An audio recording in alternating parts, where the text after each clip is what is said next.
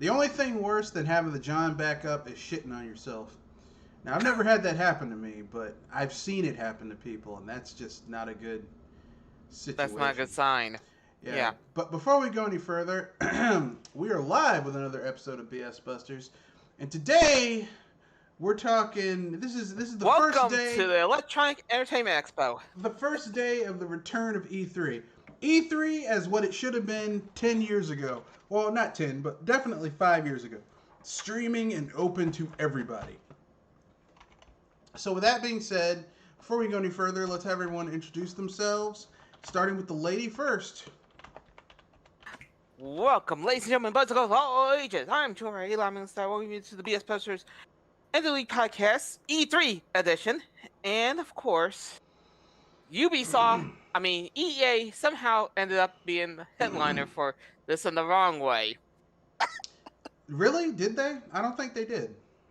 You didn't hear that they got jacked, right? Yeah, but For I mean, come on. The hackers have been hitting everybody. They hit CD Projekt Red. They hit. Look, I'm glad someone stole EA's shitty FIFA and Frostbite source code, because maybe they'll develop trainers that people can get all the money they need to buy all the shit they need without spending real money on fake shit. Uh, this is not an endorsement for piracy or cheating. But fuck EA I get and you. their piracy. I was and just cheating. saying that. I was saying that usually, if you're trying to present something on a day like this, it's best that you don't have any bad news right behind you.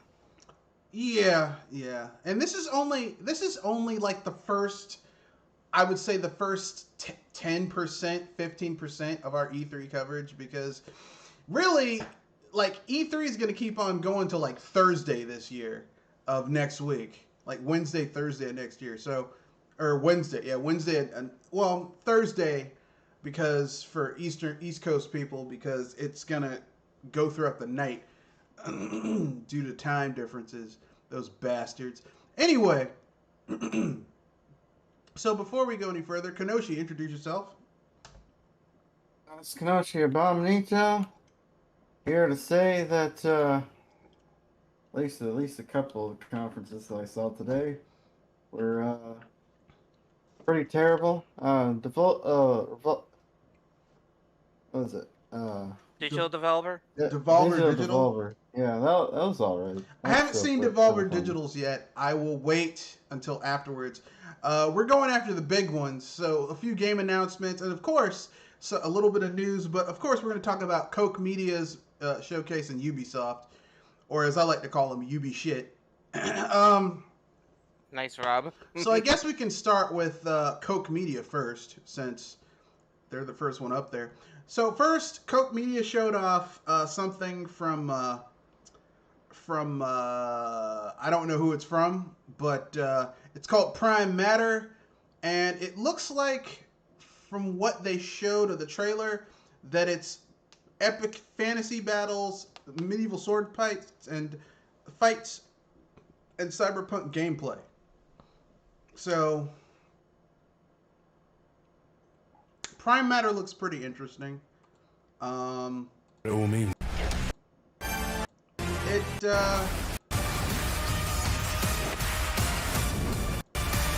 it's got some weird shit going on. Apparently, there's a new Gungrave game coming out. For those of you who don't know, Gungrave was this kind of fucked up anime about this guy who, thanks to being injected with nanites, enabled him to essentially made him practically immortal. As long as he had his nanite infused blood, he could just heal from shit. But of course, you know, it's an anime, so you had people trying to kill him and him trying to get revenge on people who turned him into a cyborg. It was one of those weird ass animes. But It's that anime. well, there's always look for every anime that's really easy to get into. There's always some bullshit. I was thinking that there's normal anime, and then there's anime that says, "Really? There's You're always going some this bullshit. over the top." Well, I mean, every anime fan knows there's always going to be some bullshit in anime where it's like, this is some bullshit. Okay, so next, there's a new Painkiller coming out allegedly, which, for those of you who don't know, Painkiller is like a third tier first person shooter from back in the day. Excuse me, I have Frog in the throat.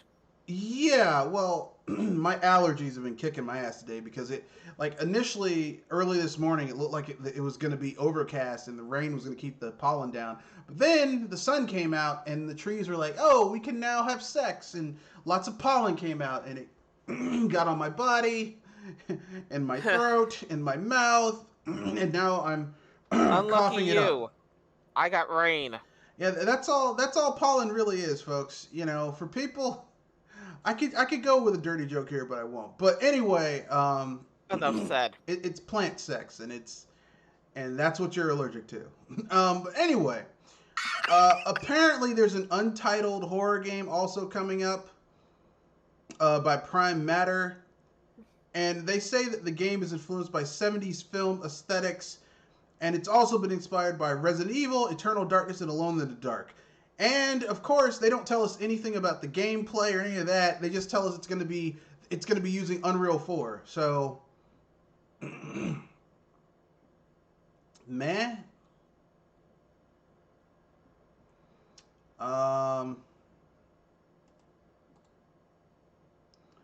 So they also announced Kingdom Come Deliverance is coming to the Switch. So yeah, folks, you can play a vastly inferior version of that game on the Switch. Yeah, I mean, I don't know how that's gonna work. I mean, it's probably going to be running really, really shittily on the Switch. I mean, it's just, you know, it's That game had a hard time running on PC. yeah. Like, let me put it this way: I have, for the specs for that game, I have a really over-spec'd PC, and it doesn't run that great on my PC. So imagining it running on the Switch, like, they're either going to have to dial back a whole bunch of settings in order to get it to run relatively stably on the Switch. Which, I mean, here's the thing: if all you have is a Switch and you really want to play this game, here you go. You got an outlet. It's kind of like, you know, when VCRs first came out with color, and all you had was a black and white TV. Like, you're kind of missing out on the color shit. But hey, you know, if all you have is a black and white TV and a VCR, here you go. All right, you can watch your shit. Okay, you're just missing out on, you know, the greater aspect of what's available for it. So here you go, folks. Kingdom Come Deliverance coming to the Switch. Apparently, this game was ported over to the Switch due to a mistranslation, or someone made a mistake. But here you go, Kingdom Come Deliverance. You can play Hungry Hungry Henry. Next, there's Final Form, which some people are calling are calling kind of a. No, I'm thinking about the wrong thing. Final Form, which is basically a. I don't know what this game is. Oh no, I know. This game looks kind of like a. This game is the game that they basically said is essentially kind of like what people want from Metroid Prime 4. Because your character can go into essentially a morph ball and move around. I mean, if the developers of this game told me they hadn't been playing some Metroid Prime, I would call them damn liars to their face. Just saying. Some things just are that obvious, aren't they? I mean, if you, the trailer has the dude or character turning into a morph ball. I mean, I know they're gonna call it something else, but it's a fucking morph ball. Come on, bruh. Yeah, I was just saying sometimes it's that obvious of where the source comes from, right? I mean, if you're gonna steal from the best. That's all I'm saying. No contest here.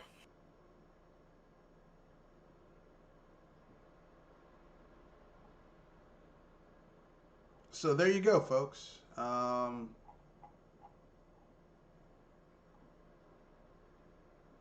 There you go, folks.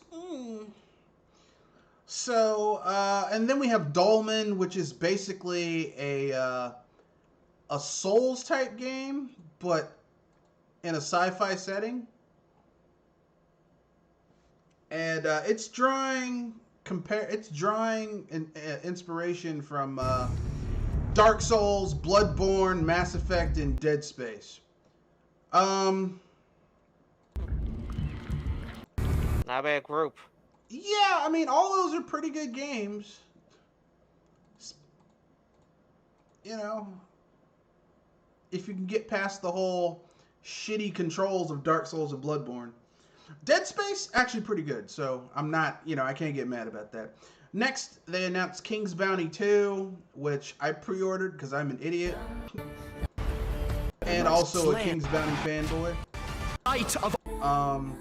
Your words, not mine. I really like King's Bounty because I got into it with the new King's Bounty game that came out a few years ago called King's Bounty. What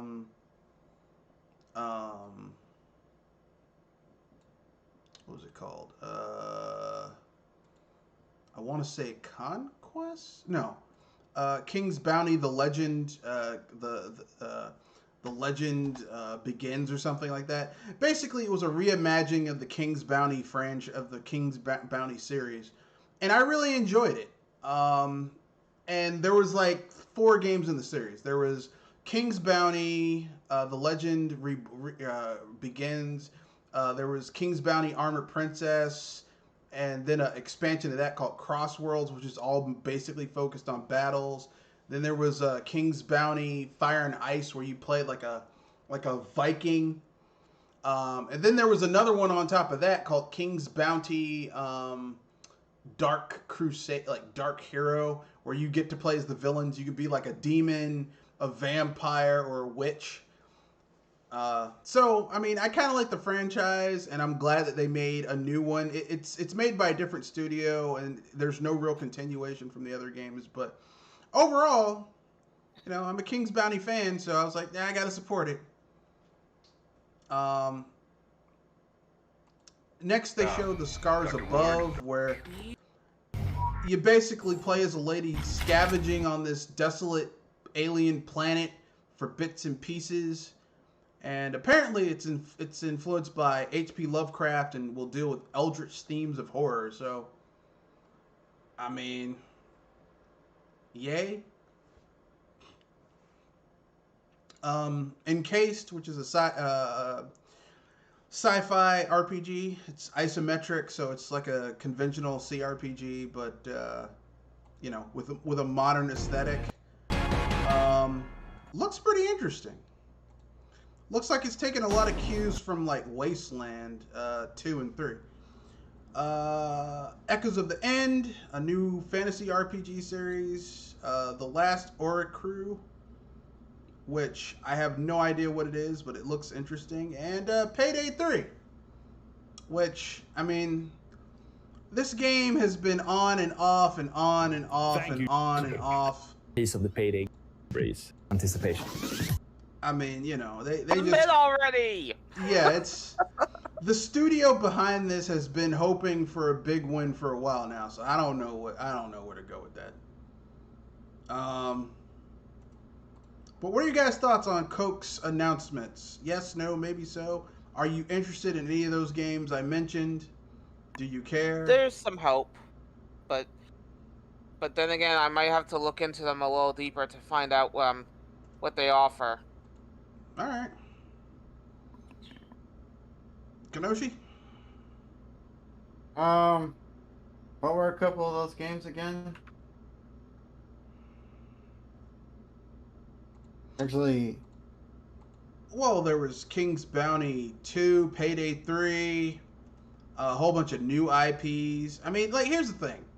Even if I'm not interested in these games, they are making new shit. So, yeah. I mean, a port of Kingdom Come Deliverance to the Switch, which, I mean, I don't care what anyone says, probably is going to run like shit, but, especially, now, maybe not docked, but if you're trying to play that shit handheld, Godspeed, sir. You're taking your life in your hands with that one. But maybe if they got some of those CD Projekt Red developers who got The Witcher 3 to run on the Switch, maybe that'll help. I don't know. But anyway, yeah, there's some good stuff coming out. I'm just not really overly enthused with it. There's a game called Final Form that is a direct ripoff of Metroid Prime. I will share the friggin' video, and you guys can take a look at it on your own time. But it is a part and parcel ripoff of Metroid Prime. I mean, like, if you're gonna steal first person action adventure, you might as well steal it from one of the best. So I can't get mad about it. Next, I think we should go with Ubisoft, if that's okay with you guys. So, What to say? What do they have to offer? Well, these are just the 9 biggest announcements they had, because I don't think anyone gives a shit about the other stuff, and I didn't feel like going through the minutes. So first we have Rainbow Six Extraction, which used to be called Rainbow Six Quarantine, but they couldn't use that. They couldn't use that title. Yeah, phrasing. So Rainbow Six Extraction, which I've never been a huge Rainbow Six person. Like, I liked it during the GameCube era, and that's about it. Like, I like the GameCube. It's like I like Splinter Cell when it was in the 6th gen, and when it went to the 3rd gen, it kind of got shitty. They are bringing back Rocksmith, but there's a caveat, folks. It's got a subscription, so you'll have to pay for monthly access to Rocksmith. So you want to learn how to play the guitar, you can either pay for expensive lessons from a licensed guitarist, or you can pay like $180 a year to Ubisoft, so you might learn how to play the guitar. I mean, I'm 180. I'm being facetious. I don't know how much it costs. Like they didn't say. I'm just being facetious. I don't know how much it costs. So, that deserves a boo. I mean, the thing that gets me is that they are essentially, Ubisoft is essentially showing off, like Ubisoft announced a streaming service, but don't have a date when the actual game comes out yet. I mean, isn't that kind of putting the cart before the horse? Isn't that like going on a date with a woman and saying, when we get married and grow old together and retire, we're going to move to Fort Lauderdale? It's like, motherfucker, this is your first date. Are they trying to pull a Stadia? I mean, I think they're just trying to bring in extra money. I don't think it's a Stadia thing.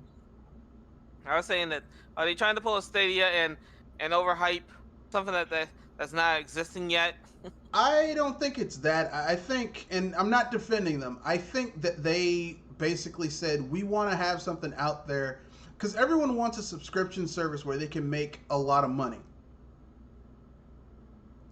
And this is the way to do it. Oda Star said, this E3 started out dry and will end dry. Yeah, but there's things that you can get for dryness.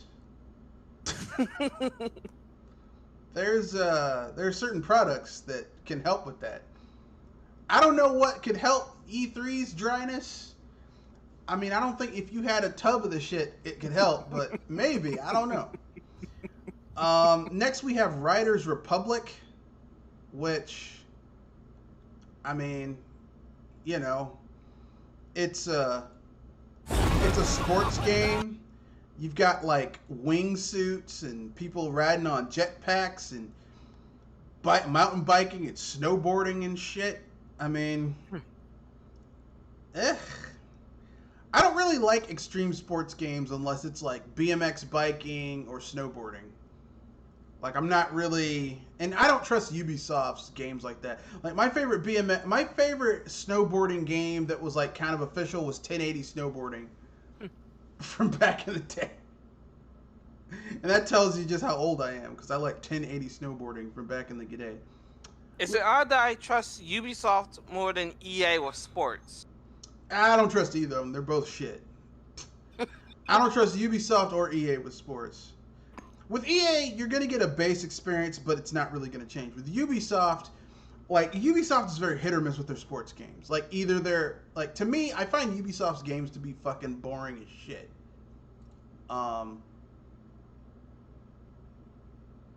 They're not enjoyable to me. But, you know, to each his own. Oh, great.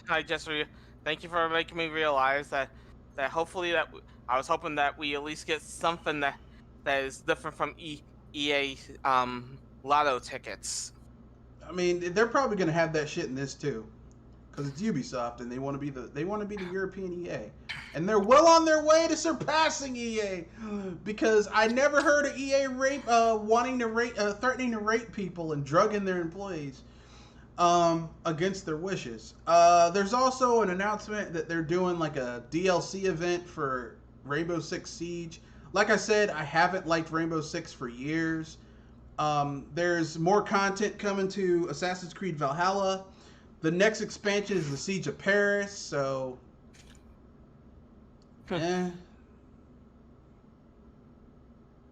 Something to shrug about.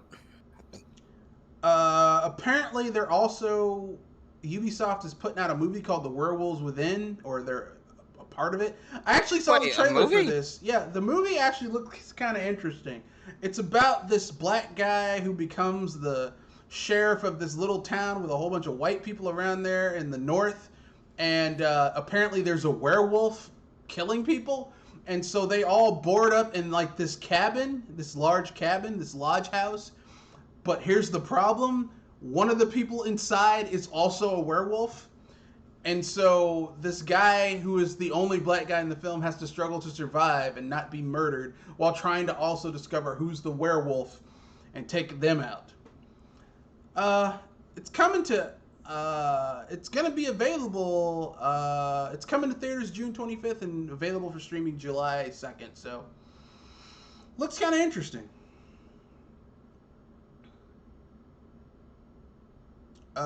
Next we have Far Cry 6.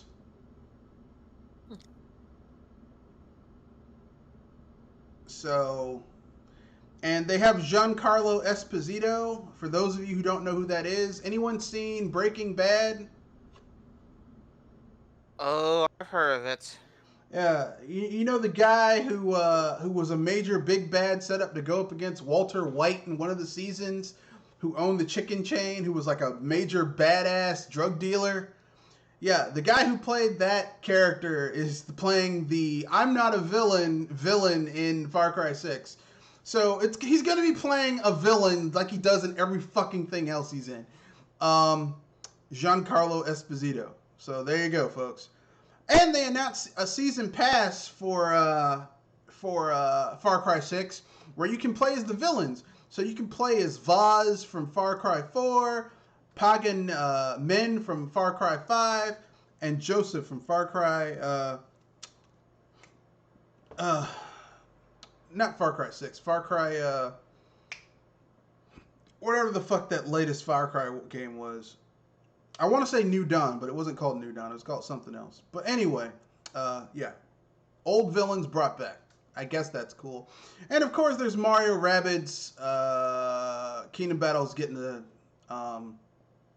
a sequel. A sequel, which, I mean, I'm not enthused. I didn't like the first Mario Cross Rabbids. I'm not getting the second one. And fuck this company. Yeah. I said I wasn't enthused with the first Rabbids. I mean, seriously.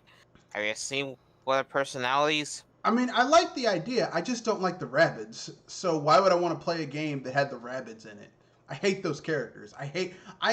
There's certain characters that, like, if you gave me a video game based around them, I would have an apoplexy, and the rabbits are one of them. The other one is the Smurfs. I hate the Smurfs. To say, surprised that you're calling for the Smurfs and rabbits to be eliminated. I hate both of those characters. I hate the Smurfs and I hate the rabbits. I hate them for different reasons. I hate the Smurfs because the cartoon was just stupid. And as an older person, it just doesn't make sense. Like, okay, let me get this straight. You have all of these male Smurfs, only one female Smurf, and all the other male Smurfs aren't going out of their way to fuck the shit out of Smurfette? Doesn't make any sense. Also, you have the Jewish stereotype that is Gargamel trying to eat the Smurfs or use them in a spell. It doesn't really make any sense. Like, the Smurfs... They don't explain that at all. Like, there's some cartoons where you can go back and look at it as an adult, and you're like, this kind of holds up. The Smurfs is not one of those. Like, you can go back and watch the Jetsons or the Flintstones and be like, oh, there's some cool shit in here. Same thing with Adam Ant, the Hanna-Barbera shit. You can go back and look at it. The Smurfs is just terrible. It was terrible back then, and it's terrible now. And for some reason, there's companies that keep on trying to make the Smurfs into something, and I'm like, it's not going to happen. But that's my own opinion. Oh, and there's also a new Avatar game coming out, so... I mean... Cool, I guess. Avatar: The Last Airbender game, or? No, Avatar is in that movie that James Cameron's been saying, yeah, it's on its way. It's on its way. All those blue people. We're coming out with a new one. It's on its way. I promise you. Because people were clamoring, I need to know more of this story. And no one was clamoring. The only reason people went to go see Avatar was because it was completely in 3D. Not because of the story or the characters or the Wasn't it because music. it was the first 3D? It was the first movie that was everything was in 3D. That's the only reason people... Like, here's what I've learned about James Cameron. The more he relies on special effects, the shittier his movies get. And why am I not surprised? You know. It's like, oh, too much special effects? Oh, this movie's going to be terrible. And Avatar did not put a lie on that supposition. So what are your guys' thoughts on Ubisoft? Yes, no, maybe so? Are you interested in any of these games? Will any of these games make you say, you know what? I hate this company, but I'll play this game? The only one that's making me wonder, is this going to be any good at all again, is the Rabbids, and that's a low bar already. I mean, it might be good. Here's the thing. From the people that I've talked to who played the Rabbids game, they said they enjoy it. But the thing is that I hate those beeping rabbits. I hate the rabbits. I hate those characters. I mean, if anything, I wish their final game was Rabbits Go Home, and they stay home. I mean, I don't normally...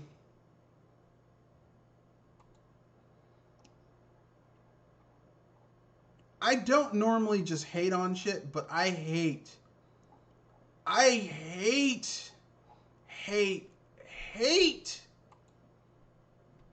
the Rabbids. I don't think they're funny. I don't think they're enjoyable to watch. Like, there's some characters like, oh, this is an interesting character. I hate the Rabbids. I fucking hate those characters. I hate them. If the Rabbids were a person, I would hire a hitman to kill them. Dang. If they were legit Rabbids, if they were legit Rabbids, I wish that I could go up to them and snap their necks. I hate those characters. Which is kind of scary, but also understandable. Well, they're not real. Like, if you kill a rabbit, no one's going to say anything to you about it because they're an animal. And a prey animal at that. Like, no one's going to be like, oh, man, you killed that rabbit. I'd kill him and cook him. And eat him. Among other things, but I get you. It's just that some people like cute things and hate you if you kill it. I mean, there's some things that are too cute to die, but the rabbits aren't cute. They're just fucking annoying.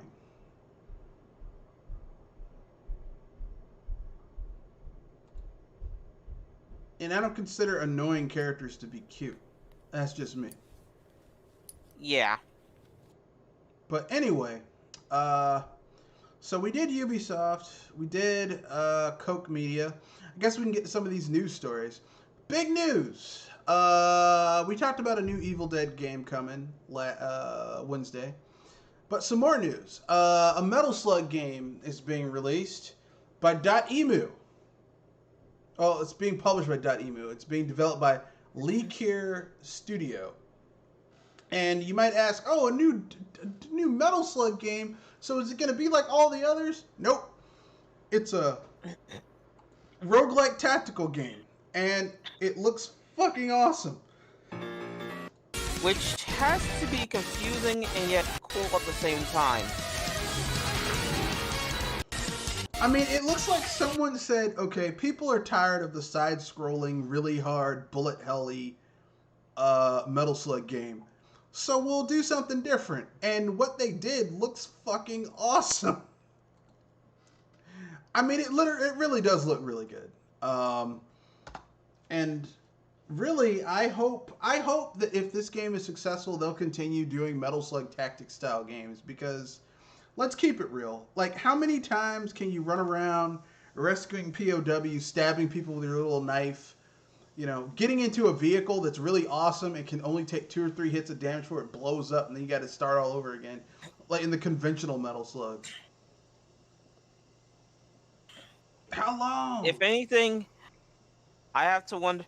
It feels like how long before you have to restart from the arcade. Yeah, so doing something different makes me happy. And also the art style looks really good. It's like they translated the conventional 16, 32-bit art style from Metal Slug games into a overhead tactical view, and it works. It works. I mean, .emu has really been knocking out the park, so I give them props.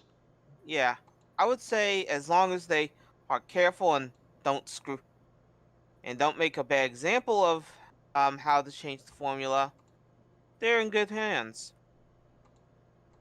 Looks pretty good. Now, if only they include those awesome status effects where, like, you could turn into an old person or a mummy or get all fat and out of shape. Now, if you can do that shit, that would be actually funny. This game will be the shit. If you can do that stuff, it'll be perfect. I don't know if that's the case, but it'd be awesome. Next little bit of news, some sad news for those of you who are still really hoping that Fallout 76 will pull things around. Oh no! If anything, I heard this one. Fallout 76's Battle Royale mode has been put in a can. That's right. Their nuclear winter, Fallout 76's Battle Royale mode, has been nuked.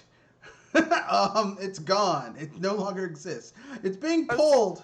It's being permanently removed by September, according to an official post by Bethesda. The mode simply hasn't proved popular enough to justify its inclusion, the company said, and Bethesda will be prioritizing the game's adventure mode. No shit. People want to play a Fallout game with an adventure mode? Oh! This is proving... You're teabagging on them for that, aren't you? Well, I mean, just call me Captain Obvious. This is proving somewhat of a controversial decision for a segment of the Fallout 76 player base not big enough to make a difference, as Nuclear Winter was the only supported PvP game mode. Survival, a version of the game focused on open world PvP in the game's main map of Appalachia, was also sunset in March of 2019. No one wants to fucking play Fallout with other people. People want to play Fallout by themselves. I mean, not like as a PvP game. Like, if you did an MMO style Fallout game where people party up with other people and do shit, cool. But people don't want to play a PvP Fallout game, especially when the PvP is as fucking broken as Fallout 76's PvP is. Bethesda notes that a major part of its decision-making process was the inability to quickly fill a lobby. I was gonna say, was it that obvious that they can't fill a room? Well, it goes beyond that. Like, this is just them saving face. It goes further than that. It also became tougher to put full nuclear winter lobbies together, with also making sacrifices on match wait times, the post reads. And the community post Bethesda wrote, I'm not going to read all that shit. I like nuclear winter, but you can't put zero effort into the game mode and expect it to retain a player base, wrote one player on the game subreddit. The two maps are very old and now boring. There's not been any new or limited time rewards in a very long time. There's no rewards after level 100. Hackers are still running rampant on PC. The goddamn Gauss shotgun is almost as bad as the hackers. Camp building / blueprinting should be a way more viable playstyle. Even role players have been struggling with the lack of PvP content or combat, as playing out an in-character battle is so tough when the game systems don't allow you to do so. It remains to be seen what Bethesda could add to Fallout 76 for PvP combat, but players who participated in Nuclear Winter will earn in-game rewards to compensate them. Okay. Did you pick yourself off the ground from laughing? Well, I got the laughter out of the way. Okay, let me explain what's really going on here, okay? Part of this is we don't have the resources to... there's not enough people using it for us to support it. But also, part of it is the PvP is still broken in the game. Like, playing against other people is fundamentally broken in the game. And Bethesda is still they aren't a huge studio. And, the studios that they used to own when they were Bethesda Softworks by themselves, those are now under Microsoft's aegis, and Microsoft's like, we're not putting time and energy in this shit. Especially when no one's using it, because it's a numbers game. So, yeah. Fuck them, as far as I'm concerned. You guys have any thoughts on it? Rest in peace, Fallout 76. Battle Royale. I mean, I think it's amusing that they're all like, yeah, we're doing all this shit. It's like, no one fucking wanted... No one was begging for a Fallout game that had multiplayer in it, like PvP. The only reason they added PvP was because they saw that shit like Fortnite and other Battle Royale games where they had...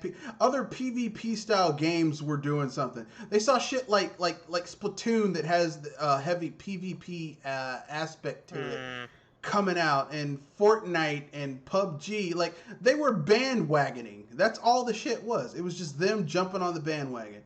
Oh, we can do that too. No, you can't.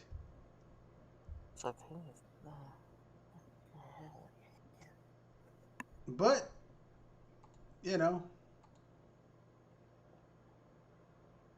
it's gone now. Next we have hackers. The hackers hacked EA. Which is always entertaining. In a weird sense. I mean, I feel sorry for the developers who had their shit stolen, but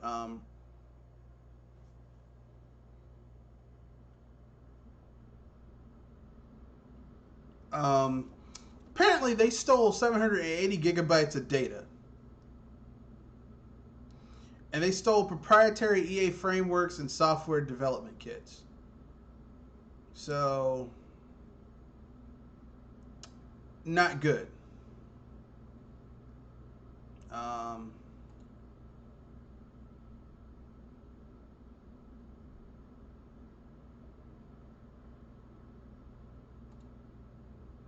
You know, I feel sorry for the people who worked there and had their work stolen, but EA, the company, like the corporate overlords that, you know, give themselves massive pay raises for no goddamn reason, fuck them. What are you guys' thoughts on this? Yes, no, maybe so? Another company that's getting hacked. It seems like this is a common occurrence. Yeah, it does, doesn't it? Yeah. Seems like every time you turn around, some jackass is getting hacked.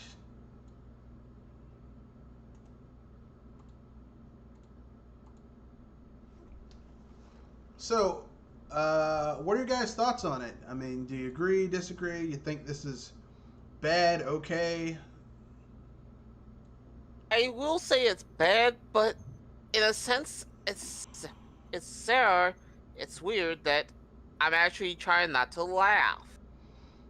Well, I mean, I'm not laughing. I feel, like I said, I feel sorry for the employees, but for EA, the company, the people in charge. Yeah, that's the reason why I was trying not to laugh, because it's the company I feel like deserves to be laughed at, but I don't want to hit the workers that are getting punished for that stunt. Yeah, I just really don't care about. I just like. It's hard for me to drudge up sympathy for the company when they've done so much.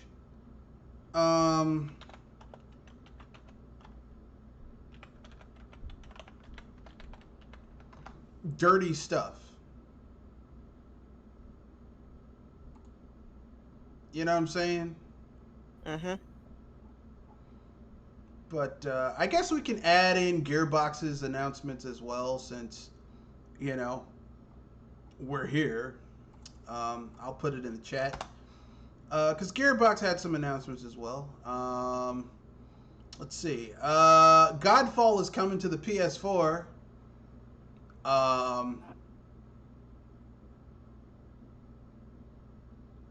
I mean, does anyone care? Is anyone like, oh my god? That's a zero gain. Yeah, I heard it wasn't very good. I heard Godfall wasn't that good. It's one of those games that looks gorgeous, but it plays like it's very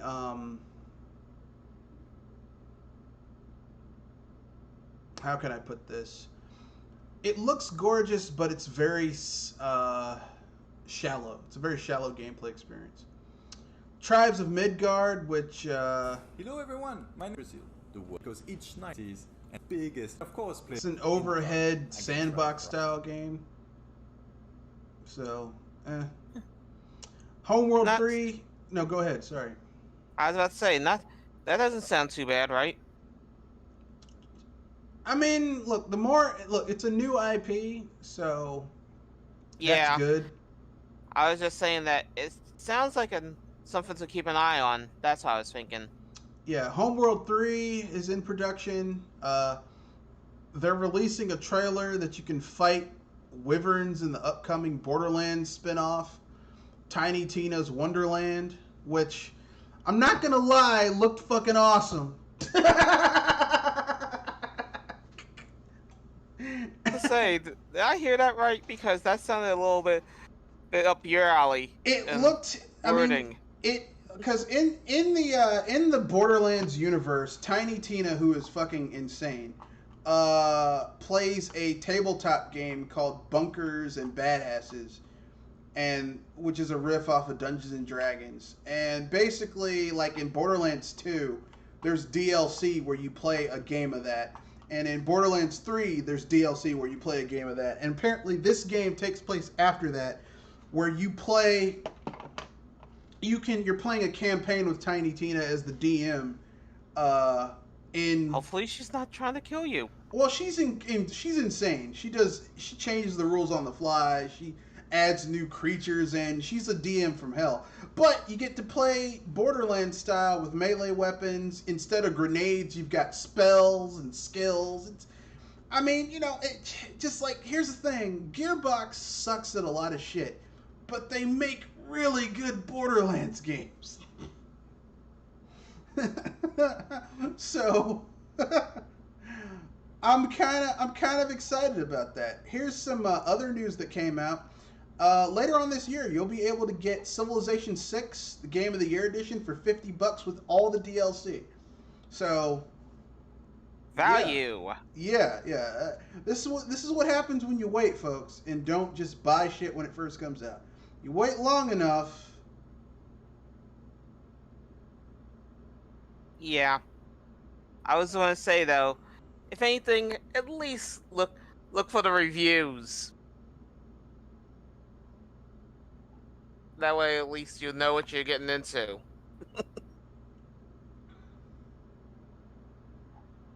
So, I guess we can talk about Devolver Digital's announcements.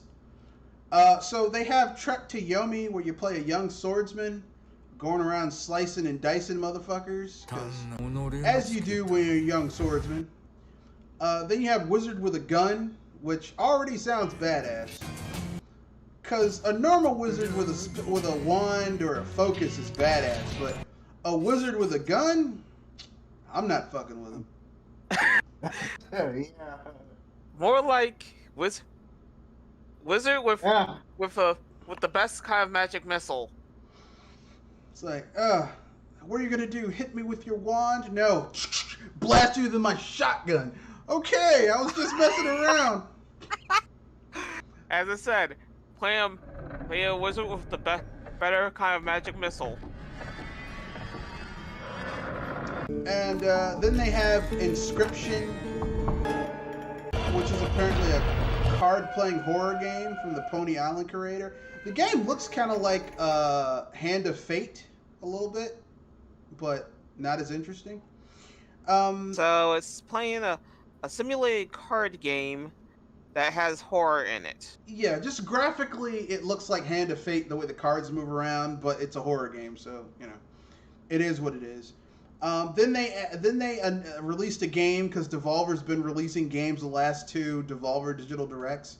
It's Devolver Tumblr Time. Wow. For your phone.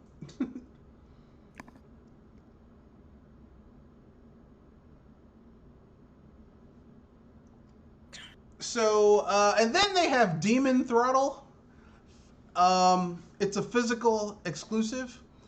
So from the developers of Gato Roboto, which is basically kind of like a Metroid Lite, comes an all-new title that you can only buy if you get a physical box set of Demon Throttle. The story follows a vampiress and a gunslinger seeking revenge after a demon stole her chalices and slept with the gunslinger's estranged wife. And they're fighting their way through 4 generals and domains in bombastic action. I'm gonna get this game if it comes on PC, just because I like the idea of a guy going after someone for sleeping with his estranged wife. That's just going with a woman that really wants the guy you did as much as you do. I'm just happy. I'm really happy about that. Next we have Death's Door,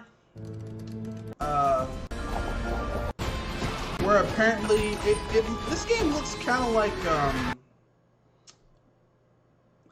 this is that game where you play as a crow who's an emissary of the dead, bringing back souls that didn't die or should have stayed dead, coming back, and it comes out July 20th for the Xbox Series X and X, the Xbox One, and the PC. There is no news of when it's going to launch for the PlayStation. I don't know what to say to that. Next we have Phantom Abyss, which, I mean, looks like some type of trapathon. I don't know. It looks kind of weird. And finally, Shadow Warrior 3, coming out later this year. We don't have an exact date. It's Shadow Warrior, so if you liked Shadow Warrior 1 and 2, you're probably gonna like this. If you want more Lo Wang in your life, here you go. Enough said. All right. Your words, not mine. I mean, I like Shadow Warrior. Like, I like the original because it was kind of insensitively racist, but in a kind of borderline funny way. Like, if Duke Nukem is a parody of the Caucasian action hero of the 80s, Shadow Warrior is a parody of the Asian action heroes of the 1970s. Like Bruce Lee and the myriad of Bruce Lee clones. So, you know, I like parodies when they're done well. The original Lo Wang was voiced by a white guy doing a shitty fake Asian accent, and he sounded like this: "You can't handle the Lo Wang." And the new game actually has an Asian person playing Lo Wang, so progress. I don't know. Here, let me look it up. Shadow Warrior, Lo Wang, Shadow Warrior reboot, Lo Wang voice actor.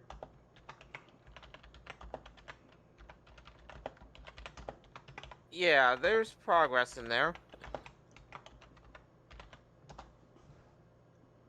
No, I lied. It's the guy's voice actor is Jason Liebrecht.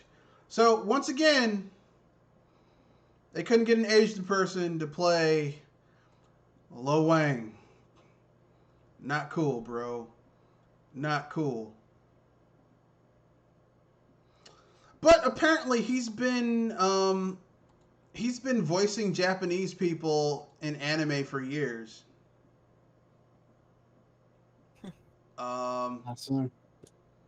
In anime. Let's see. Shadow's House, RWBY, Red, White, Blue, and Yellow, Attack on Titan,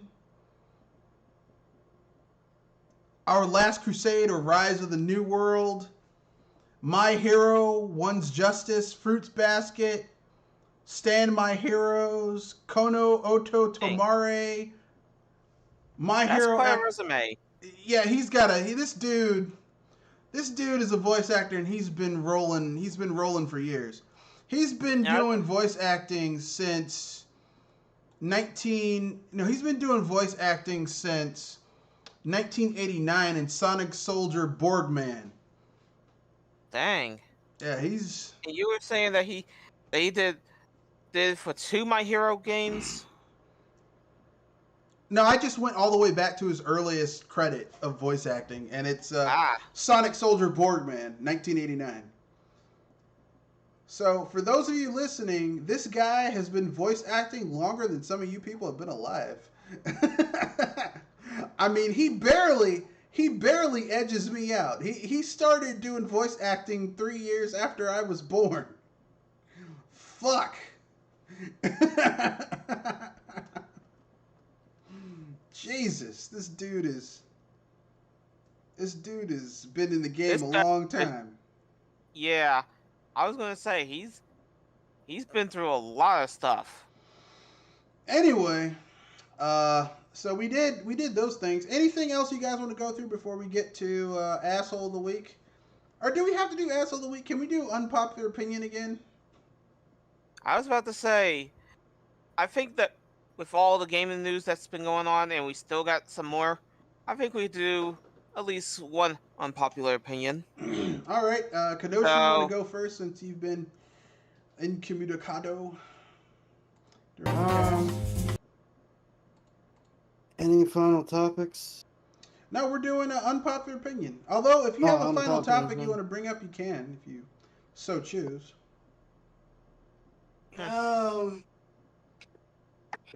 What's an unpopular opinion?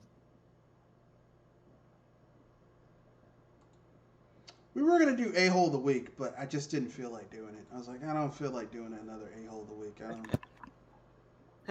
I was thinking that we could save it for next week. No, I mean, you get tired of doing... I'm going to save unpopular opinion until... asshole of the week until all the E3 is over. then I'll do asshole of the week. So it'll be next Saturday. That's what I said. Yeah. Next week. So we can do another unpopular opinion. So who wants to go? So do you have any I'll unpopular go. opinions you want to share? I'll go first. I think Devolver making fun of E3 is fine with me. I know their conferences aren't for everyone, but I think I don't think these people like E3 is completely immune from mockery, whether that be E3 or the journalists that cover Play in the E3. snow. Yeah. I think there should be more of that. So. All right.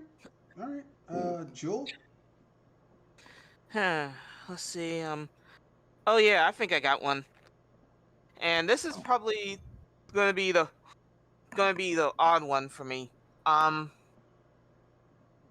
feel like basically when it comes to E3, I actually wonder how many times people are going to try to use revive on it before they realize this is a character that should have stayed dead as much as Aerith.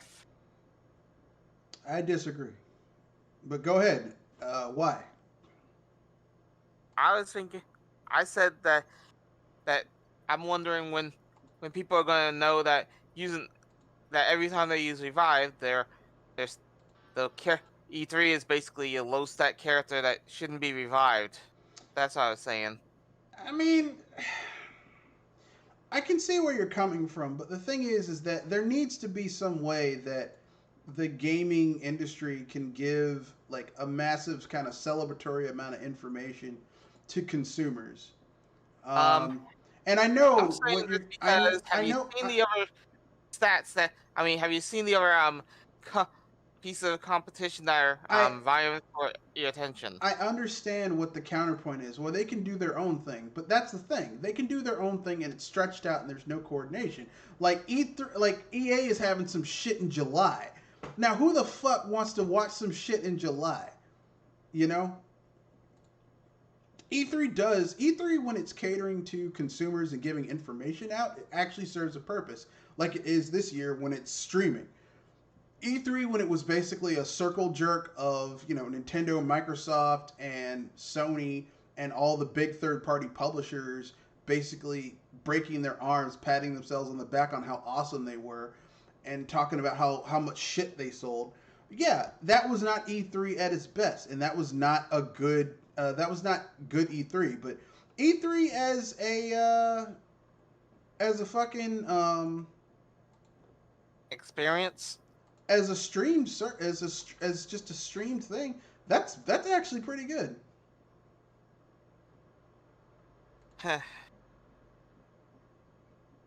But that's my opinion.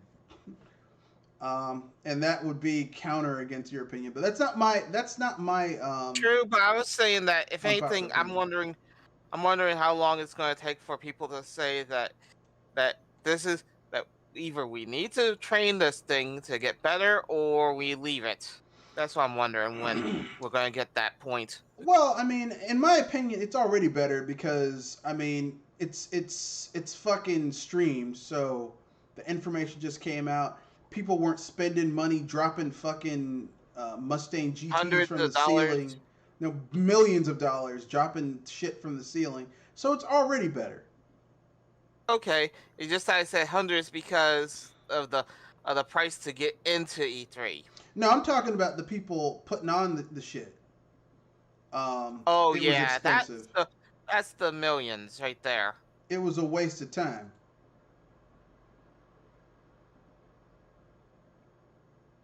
But anyway, yeah.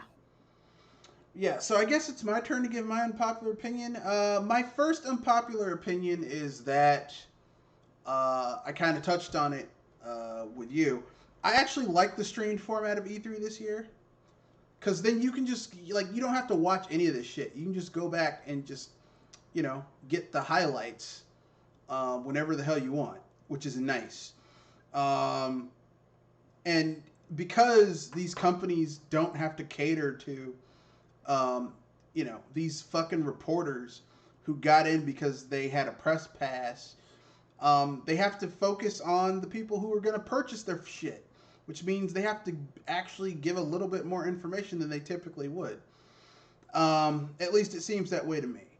A little bit. Or they play it really safe like Ubisoft did, or Gearbox, where they actually, like Gearbox and Ubisoft, leaked the really big shit before their conferences. Like, a Mario Kingdom Battle 2 and Tiny Tina's Wondrous Wonderland before the shit even they had their announcements. That's my first unpopular opinion. My second unpopular opinion is about a certain person who had their own stream to compete with E3. Jeff Keighley, you're a piece of shit. Did I hear that right? Jeff Keighley actually tried to compete with E3? He did. He had his little games Wonderland shit. The reason I'm saying this is because at this point, if you're having a competing stream with E3, you're just kicking you're kicking someone while they're down. I was about to say, it's like you're trying to be in front of the TV screen. Yeah, E3 is a little. I mean, Jeff Keighley's a little two-faced piece of shit anyway. So, I stick with your end of the year awards dong stroking.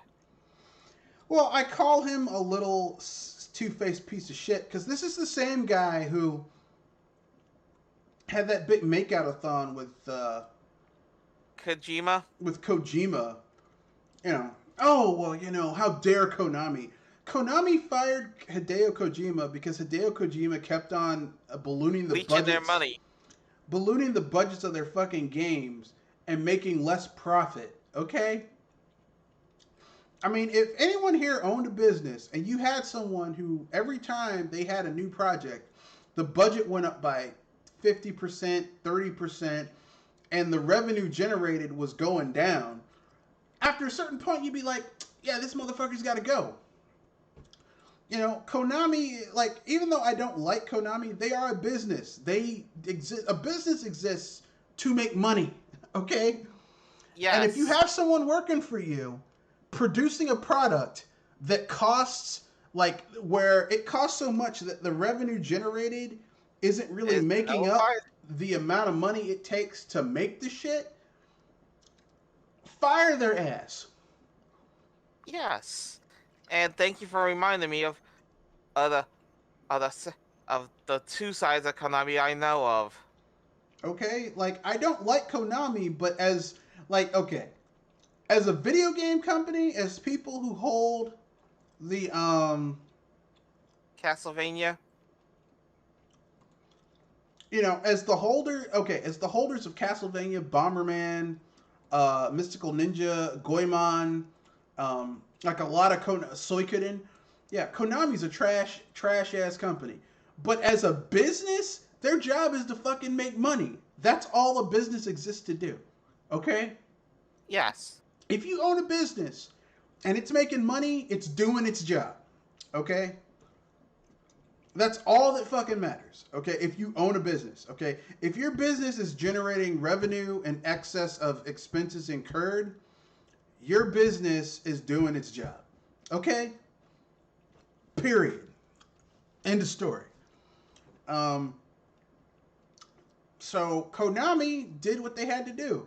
Okay? They had someone who was a liability. They had an employee who was like increasingly making expensive ass shit that was making less money.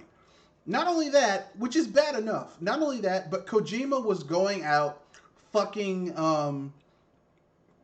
killing off projects that would have made a lot of money on a small budget so that he could fucking take that money and funnel it into Metal Gear.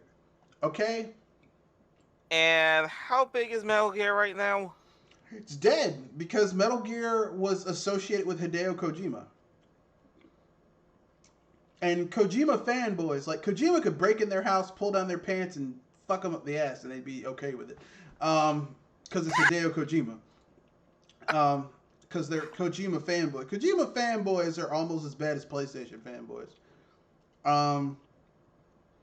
But that's my own personal opinion. I could be wrong.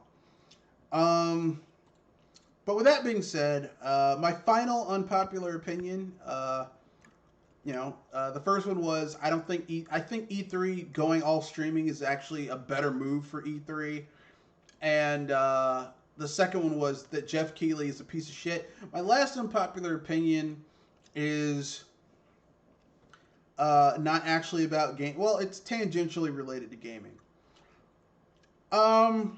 All these companies who keep on releasing all their games in November and September and October. There's 12 months in the year. You don't have to put everything in fucking in the fucking fall, right? in Q4. You don't have to do that. There's look, there's spring, summer, fall, winter. I was about to say, you mentioned fall, which is the month that they usually release it in. Yeah, but I mean, not everything has to be bunched up together. Like, some of these games could have released in January, February, March. Some of these games could have released in April, May, June. Some of these games could have released in July, August, September. Not everything has to release in October, November, December of the year. I'm sorry. There's no need to put 75, 85% of the games coming out in a year coming out in the last 3 months of the year. I would make an addition to that, or at least an edit to it. Do not release all your AAA or top tier stuff in the last 3 months of the year. Yeah. Because here's the thing, okay? Most of the people buying games are fucking adults, working adults who have money. I don't know about you, but I have money all year round. Yeah. I don't just have money at Christmas. So I would really like during the summer, 2020 was great for my games library because I cleared out a whole bunch of games that I had not played. I want to play some new shit right now. Can't. Want to know why? Because all the shit I want to play doesn't come out till later into this year. Stop doing that shit. That's at least one thing that could be pleaded for the love of stars. But that's my opinion, and I'm gonna leave it alone. Anyone else have anything else they want to say before we wrap things up? So far, E3 has been a mixed bag of okay to really. Fair. So, if anything, I can't wait to see what else is coming. This is just the beginning of E3, so, we won't see much, anything interesting until, the bigger, like, Monday? Microsoft and Nintendo show their stuff. The PC I don't know, gaming show. Sony's not going to be there, right? Yeah, but let's be fair. Sony really doesn't have much to show. So, yeah, it's just Microsoft, Nintendo, and the PC gaming show, so. And if I remember right, Xbox is tomorrow, isn't it? Yeah, and the PC gaming So, yeah. show. But here's the thing. A lot of the shit that's going to be on the PC gaming show is also coming to Xbox? is also coming to Xbox. So Sunday's your day. I mean, it's like a lot of the shit that Nintendo's like, yeah, this comes to the Switch. It turns out it's also coming to PC and everything else? PC. Well, it's also coming to PC, so it's like, well, shit. If this is coming to PC, then As I said, this is your show. I don't need to buy this on the Switch. And there's some game there was a game that Nintendo showed off at their indie thing, Mercenaries Blaze, right? And the way they showed off, it's coming to the Switch. It's gonna be on the Switch. It's also coming to PC, and I got it on sale on PC for like $15, whereas on the Switch it's like $20. So, I mean, why would I get that on the Switch when I can pay $5 less and get it on PC? What? Yeah.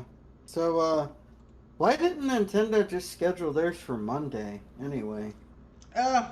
Force a Yeah, they It's habit, like a probably. big old Monday. Yeah. Force a habit. They were like, look, we always go last. We'll go last yet again. Yeah. Nintendo's weird like that. So who's going Monday then? Is that just Like third parties are going to take the. Here, let me look it up. I think I have the E3 Schedule. schedule up here. Yes, the E3 schedule. Monday is Capcom and only Capcom. I was about to say, Capcom took a whole day for itself. Yeah, but their conference is probably going to be like an hour and a half, 2 hours, Ooh. maybe maybe an hour.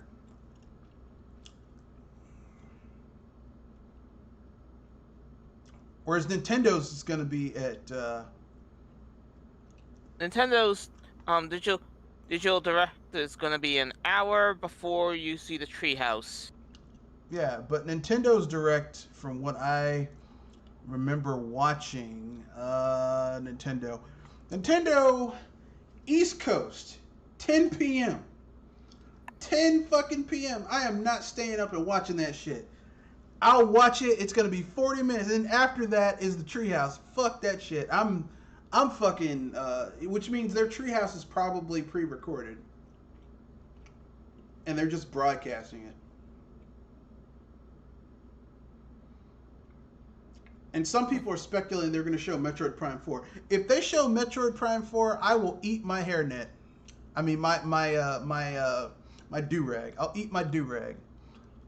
You might want to be careful with those words, Red. They aren't showing that Metroid. happen? They are not showing Metroid Prime 4 because they restarted development 2 years ago. That game is not ready for release. I know, but if they show any news of Metroid 4, that's gonna be your rag you're eating. They aren't doing that shit.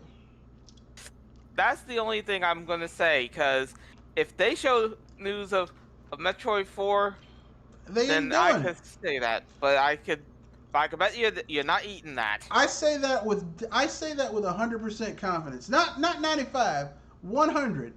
There is no way on God's green earth they're showing Metroid Prime 4. And if they do, I'll be wrong and I'll eat my do-rag. Boy, that's the only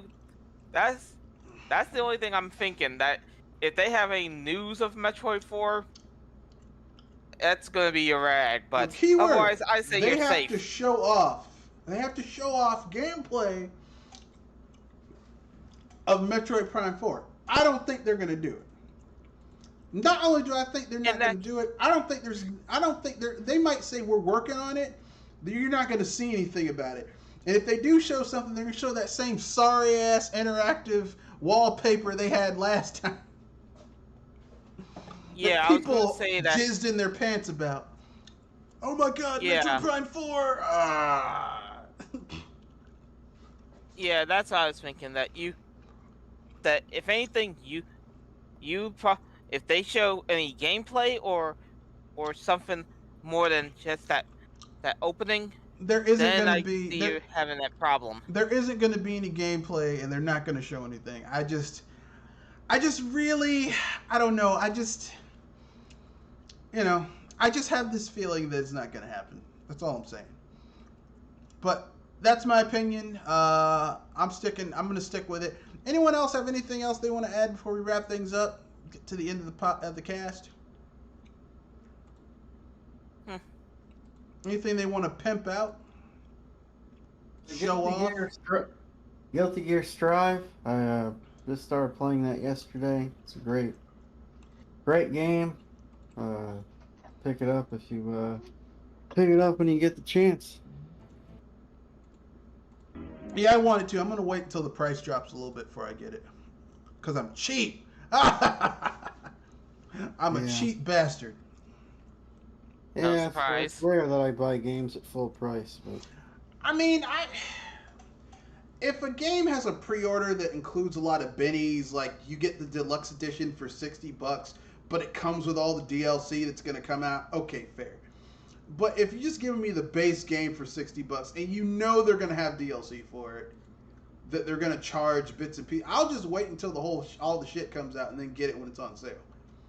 Yeah, that's how a lot of fighting games are, unfortunately. So I'm just like, I'll wait. What? Other than that, is Sony the only one that's doing this whole $70 base game charge thing? Yes. 'Cause I haven't heard hide or hair from Microsoft doing it.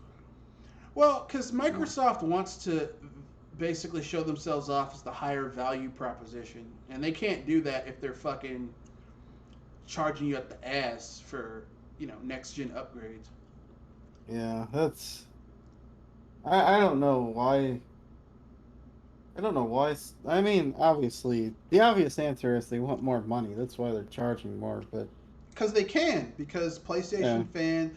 Actually, I'm not going to call them fans, because let's keep it real. The amount of PlayStation 4s that were bought, most of those were casuals. Casuals don't care about the price. They just want to play their games with their friends.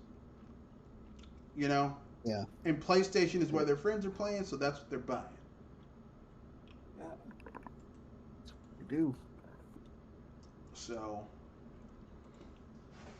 And, they're not going to sit there and say, hey, why would I spend $70 for something that last year I was paying $60 for? They're like, hey, my friends are playing Call of Duty. I want to play Call of Duty with my friends. So let me grab some toilet paper and take a duty. That's yeah, I had to go for that low-hanging duty fruit right there. I mean, that's basically casual gamers. I was saying that was a cheap joke even for you. It was, and I feel bad about saying it, but I mean, there's nothing else I can say about Call of Duty. I mean, I could launch into a music joke, shake, shake, shake, shake, shake, shake, shake that duty. But you got to work hard to get to that point, and I just don't feel like doing it. So yeah, Call of Duty. I mean,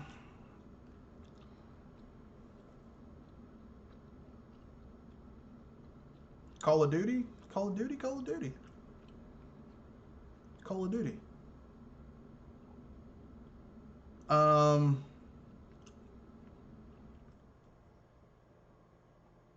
But anything else? Anyone wants to say about anything?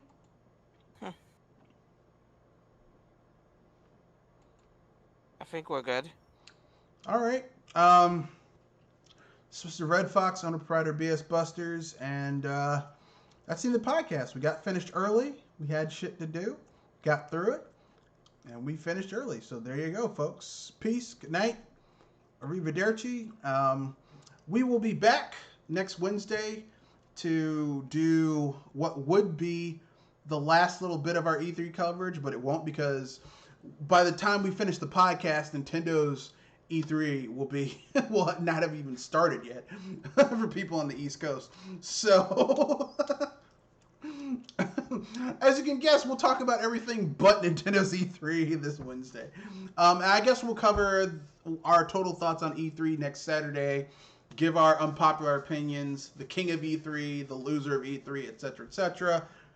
Peace, good night, arrivederci, stay safe, stay humble, peace, and good night. Responsibly. That too.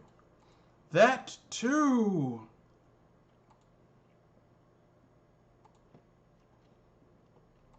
All right.